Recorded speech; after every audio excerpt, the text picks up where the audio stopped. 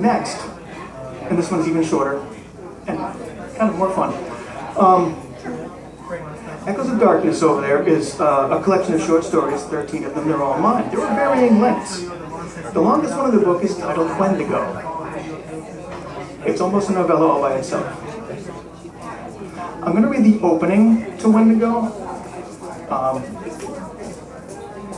Lots of times with horror stories or dark stories, the beginning of the story is like the happy place. Nothing's happened yet. It's just kind of setting the scene, so it's got some place to get out of control from, right? So keep that in mind, that this is just, the happy place. It's Wendigo. It's fairly self-explanatory.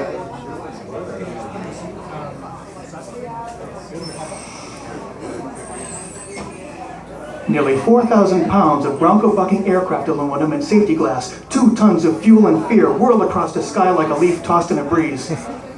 Maggie's hand squeezes mine, while manicured fingernails digging into my flesh, and just for a second, I don't hear her panicked cries or see her eyes, huge, blue, and round with terror, staring into mine. Instead, I have a flash of memory. A woman I do not know, small and dark, possibly Filipino. Her name tag reads Sue. She holds Maggie's hand aloft, twisting it this way and that to showcase clear nails tipped with white. Something I have just learned are called French tips. You like? She says, and Maggie nods, smiling, stretching her other arm to its fullest extent to examine that hand at a distance. Strange the things your mind latches onto when you think you're going to die. Mayday, mayday, the pilot's voice snaps me back to the present, tense and loud enough to carry clearly over the engine noise and the storm pummeling the little plane. This is Piper N2879D, en route from Fargo to Saskatoon. We've taken damage to the engine, we've lost altitude, and the winds are icing. I need to make an emergency landing, please advise.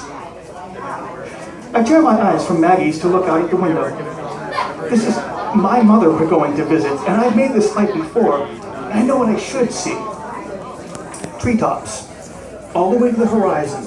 Greedy green fingers thrusting skyward from the thick white snow that marks the Canadian winter. All I see now is white.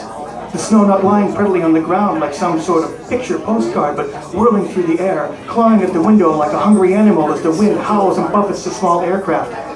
Mayday, mayday, shouts the pilot again. He has a name. And I know that I know it, but it won't come to me. And before he can shout a third Mayday, my stomach flips as the plane dips. Those greedy green fingers suddenly rising through the kaleidoscope of white, much closer than I've ever seen them before, closer than they have any right to be, to poke the Piper in the belly.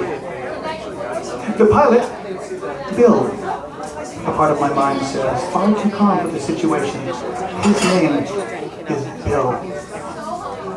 Bellows into the radio again, but Maggie's shriek drowns him out as more trees strike the plane, harder this time, and then I'm screaming. And my scream goes on, the only sound I hear until the final terrific crump of some great ancient trunk shearing off the wing outside my window. The world barrel rolls, flinging me hard against my seatbelt, knocking the wind out of me. Hot piss stings my lap, and that part of me that knew the pilot's name has an instant to feel embarrassed, to hope that when we get out of this, no one notices my soiled pants before there is an earth-shattering crack and an instant of pain before everything spins away into blackness. That's the happy place that this story starts.